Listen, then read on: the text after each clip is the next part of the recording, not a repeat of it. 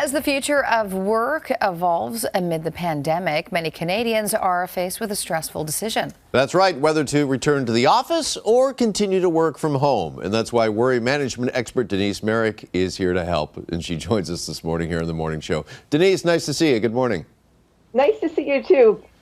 Okay, this is such a huge topic of discussion, particularly the last couple of months. As a matter of fact, I just saw a headline this morning that TD Bank has pushed any decision about a possible return to the office into 2022.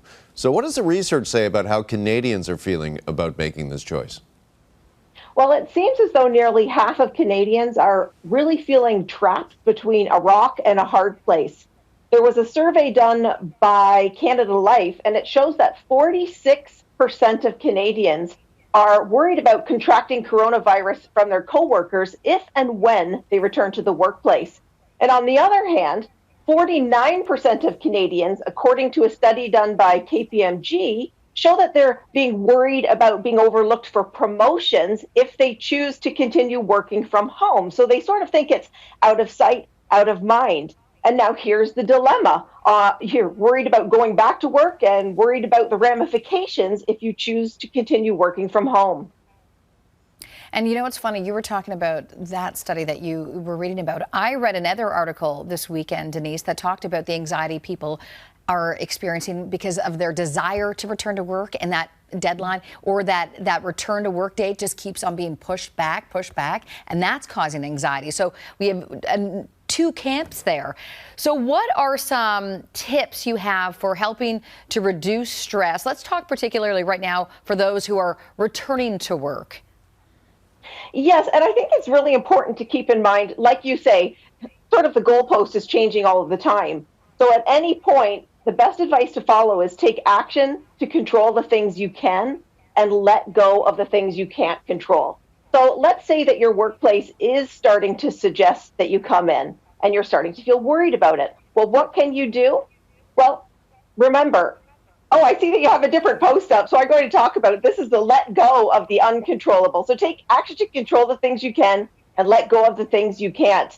And letting go of the things you can't can seem a little difficult, but difficult doesn't mean impossible. So what we're seeing now is a study done by the Canadian Mental Health Association. And the Canadian Mental Health Association has found some good news. 79% of Canadians say that they're actually coping fairly well with the stress of the pandemic using a variety of techniques. So 51% are using walking outdoors or exercising outdoors. And this really helps because as we know, the exercise and being in nature reduces stress and reduces those cortisol levels. And the other thing is 43% are connecting with family and friends to reduce the stress. And have you ever noticed that you feel so good when you interact with people you love? Well, there's a reason behind that. And the reason is not only are the cortisol levels being reduced in your body, but you have two feel-good neurotransmitters. One is dopamine and the other is serotonin. And when you're interacting with other people, whether it's virtually or in person, those two feel-good neurotransmitters begin to balance. So it's the ultimate in stress relief.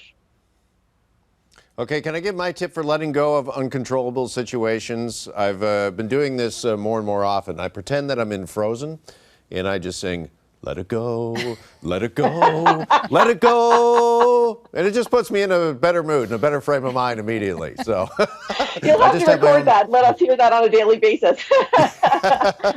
All right, Denise, before we let you go, you say another important point is making sure that we stay really tuned in to reliable and relevant information?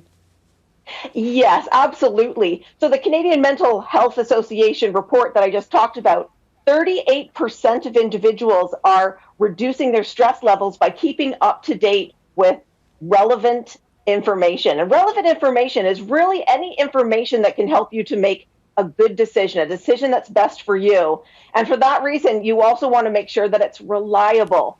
So here's the key. As you're moving through your day, as you're moving through your week, if you read something, which we read a lot of things, and if you hear something or see something that triggers that stress, that triggers that worry, what you want to do is then stop and say, what is the source of this information? So where did it originate? Somebody may have passed it along to you, but where did it come from? What gives this person authority or credibility? And that way, you're better able to make decisions that are best for you because you're dealing with the facts. And that's ultimately your best line of defense for dealing with worry, is to make sure you're dealing with facts.